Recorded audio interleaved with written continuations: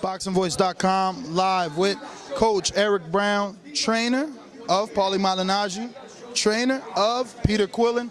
Eric Brown, what's going on today? How you feeling? I'm great, thank you very much. Now, you're coming into two big fights. Saturday, title fight with Peter Quillin versus Fernando Guerrero. And in June, Paulie Malignaggi versus Adrian Broner. You're finally getting the recognition you deserve, going unnoticed at the Wild Card Gym, and now people are starting to see your face. They're starting to see who's really putting in all the work. What do you accredit, I guess, your newfound fame to? Having great fighters to work with. Peter Quillin, another great fighter, as we were speaking of. So great so that only 19 fights, and he's able to have a world title already, defending it here in what's considered his second home. What's your thoughts on this fight and the opponent? Well, actually, he's 29-0 with 20 knockouts. So, you know, he's been paying his dues. He's worked very hard. When we first got together, we agreed that we were going to become middleweight champion of the world. And we set out on a mission to do that. And every training camp, he's gotten better and better, working towards that goal. He's overcome every obstacle they put in front of him, and we intend to keep doing that. So this Saturday, we expect a great fight out of Fernando Guerrero. We don't take him cheaply. He's a talented fighter, and we know this is a great opportunity for him to win a title. But, you know, he's going to have to come and take it because Peter's well prepared, probably the best he's been prepared ever. And he's a champion now.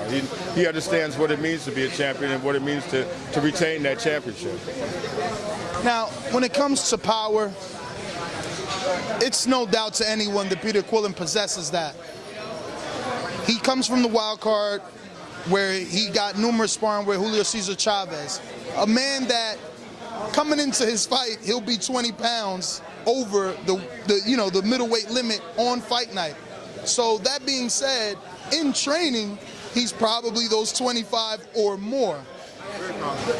That's the same Julio Cesar Chavez that Peter Quillin spars with. That being said, is there any middleweight out there that can really hurt Peter, being as though he's being, hit on by a bigger guy like that? Well, of course, there's always a chance that somebody could hurt anybody at any time. When you step in that ring, there's no guarantees. There's nothing that's absolute when you step in the ring. So, I mean, that's a risk that every fighter faces whenever they decide to do that. So, Peter understands that, but it's all in the preparation, you know what I mean? You go about your business and prepare yourself for what you have ahead of you, and you go out there and you put your best foot forward. And if you have the heart and the tenacity to handle it, you come out victorious more times than not. Staying on the subject of power, he was able to knock Nick Dam down 6 times in his last fight. Guerrero's a guy that's been down by Ishe Smith, Gabriel Rosado, Brady's Brewer knocked him out. Are we going to see another spectacular fight like he gave us the last time he was in the Barclays Center? But this time, is his opponent going to be able to get up? That all depends on his opponent. I mean, Peter's going to come out and put his best game out there. You've seen what he's capable of, and he's a better fighter now than he was then. So you can expect a great fight out of Pete. Whether or not Fernando can hold up to it, that remains to be seen. Looking at the middleweight landscape, excluding nobody, where do you put your fighter? I put him right on top with the rest of them. I think Peter's an exceptional fighter. I think he's one of the special fighters in the game. And I think that he's right on the verge of being able to fight with any of the guys out there at the top of the heap.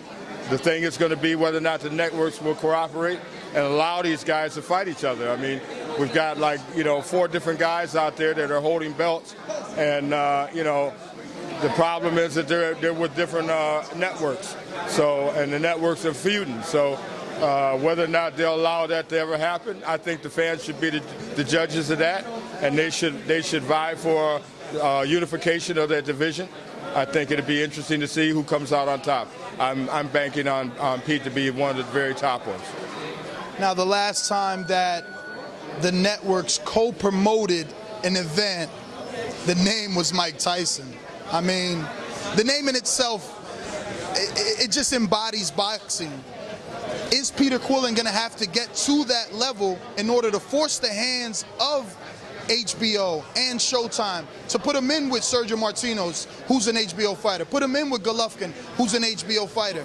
Or is he going to be left out fighting basically the crumbs of the division?